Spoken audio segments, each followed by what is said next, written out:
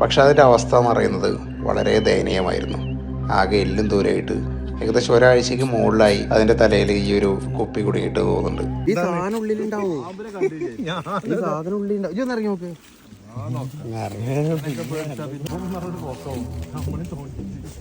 ഇത് പന്നിരാടെ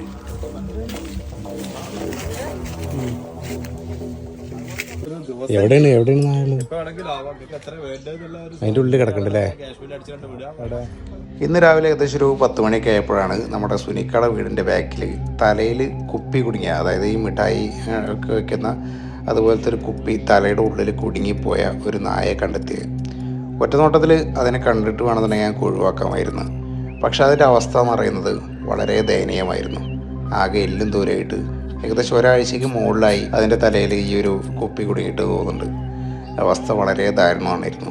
കുറച്ച് വെള്ളം പോലും കുടിക്കാൻ പറ്റാത്തൊരവസ്ഥയാണ് കണ്ടപ്പോൾ തോന്നി. പക്ഷെ അതിന് പിടികൂടുക എന്ന് പറയുമ്പോൾ വളരെയധികം ബുദ്ധിമുട്ടാണ്. കാരണം ഈ വീടിൻ്റെ തൊട്ട് ബാക്കിലൊക്കെ ഏക്കർ കണക്കിന് സ്ഥലം കാടായിട്ട് കിടക്കുന്ന ഒരു ഭാഗമാണ്. അതുകൊണ്ട് തന്നെ ഈ നായ ഇതിനുള്ളിലേക്ക് കയറി കഴിഞ്ഞിട്ടുണ്ടെന്നുണ്ടെങ്കിൽ കിട്ടാൻ വളരെയധികം ബുദ്ധിമുട്ടാണ്. ഞങ്ങൾ കുറേ നേരം അതിനെ കിട്ടാനായിട്ട് ഫുഡൊക്കെ വെച്ച് കൊടുത്തു. പക്ഷെ അത് ഞങ്ങളുടെ അടുത്തേക്ക് അടുക്കുന്നില്ല. ഞങ്ങൾ മാറി നിന്നിട്ട് ഫുഡ് വെച്ചിട്ട് കൊടുത്തിട്ട് പോലും അത് അടുത്തേക്ക് വരുന്നില്ല. അവസാനം പതുക്കെ ബിസ്ക്കറ്റൊക്കെ കൊടുത്തിട്ട് വിളിക്കാൻ നോക്കിയപ്പോഴും അത് പെട്ടെന്ന് വന്ന് ഞങ്ങളെ കണ്ട് പേടിച്ച് ഓടുകയാണ് ചെയ്തത്.